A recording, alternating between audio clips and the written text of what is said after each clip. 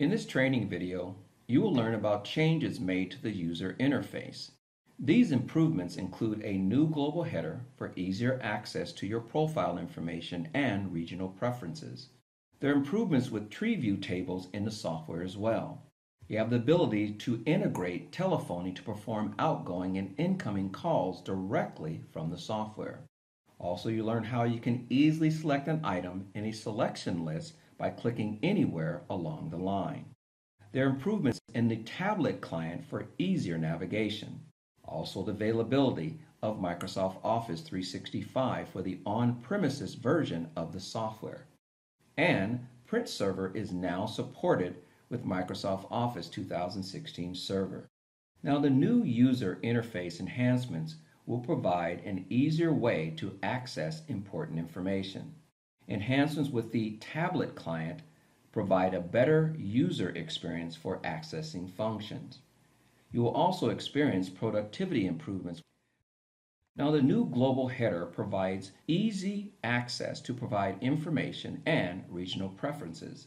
You can also access a list of roles, the endpoint folder to use, bookmarks, personalized pages, the online help center, and search.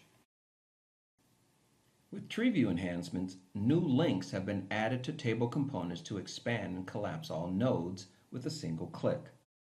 You can use Control, click a node to expand or collapse it.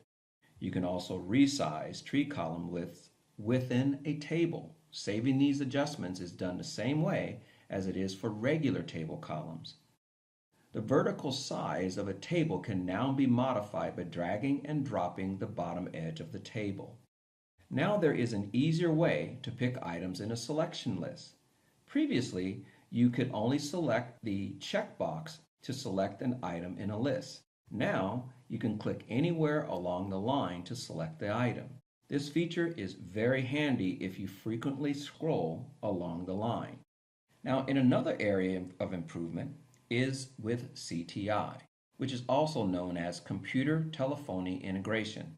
Now, if CTI is configured, checking the telephone link allows you to make an outgoing call directly from the software.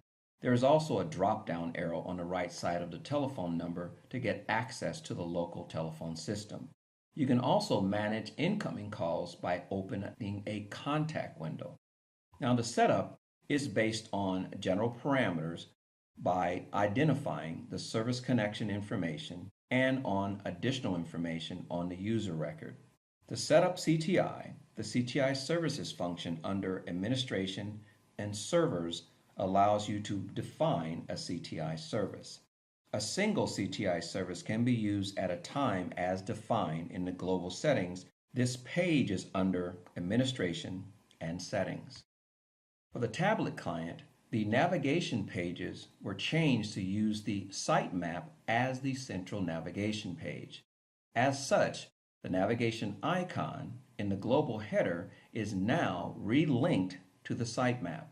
Additionally, for better usage of this page in a tablet, a 60-pixel size escape tapping zone was introduced at the bottom of the screen. Other enhancements, of course, include the Microsoft Office 365, which is now supported by Sage X3 on premises, and the Print Server is now supported on Microsoft Windows 2016 Server.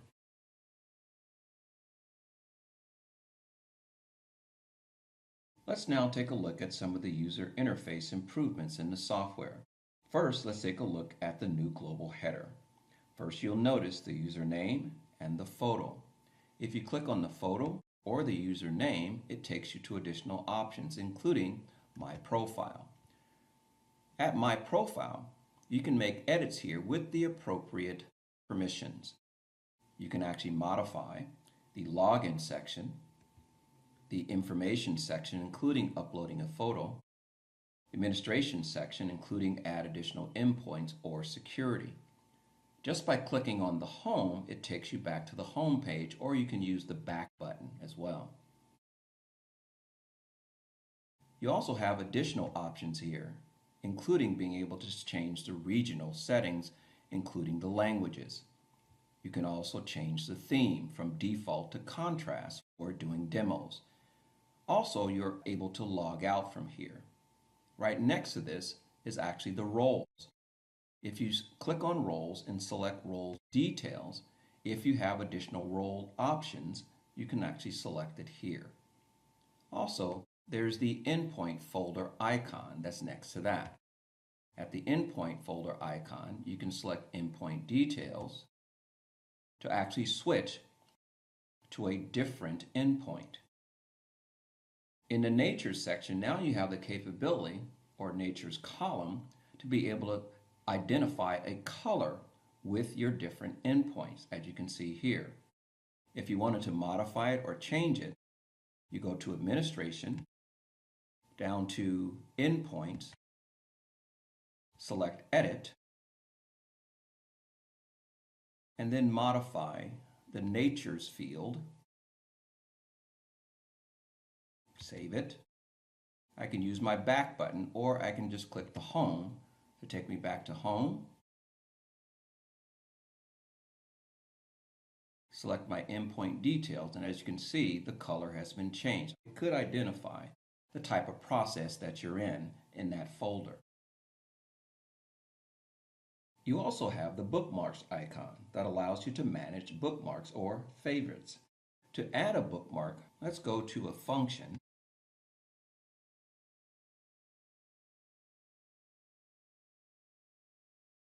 You select the bookmarks icon and then click Add Bookmark. We can add additional bookmarks as well.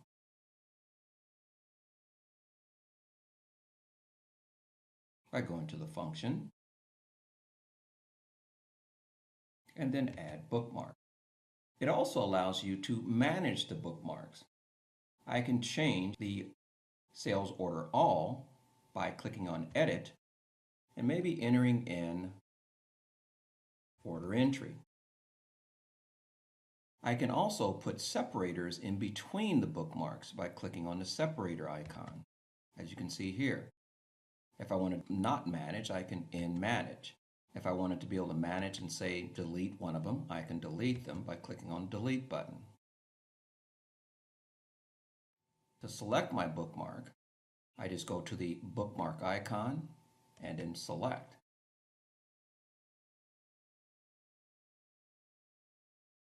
Also, right next to the bookmark is the personalized page icon. If I'm on a page that I would like to customize or personalize, I can click on the personalized page icon, which takes me into the authoring mode, allowing me to customize this page.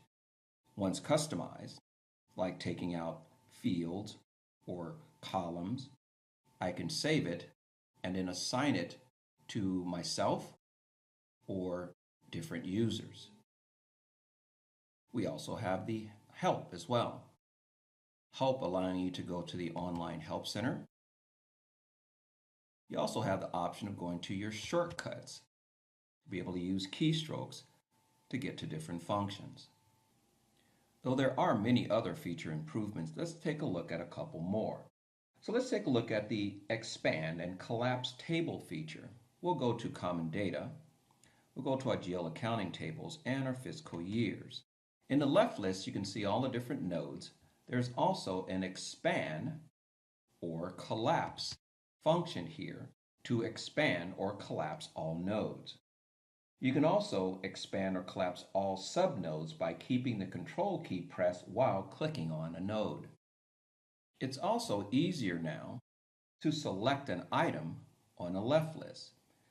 Let's test this out. Let's go to APR accounting, go to our payments, and then go to payment receipt entry and select a receipt entry for credit cards where we can demonstrate. Now let's select our open items down here at the bottom. And we see all the credit card entries here. What we would like to look for is a transaction that has $422.48. And I think I remember it being for this particular transaction. But when you're looking at it, you need to slide over to see what the figure is. Oh, there it is, 422.48.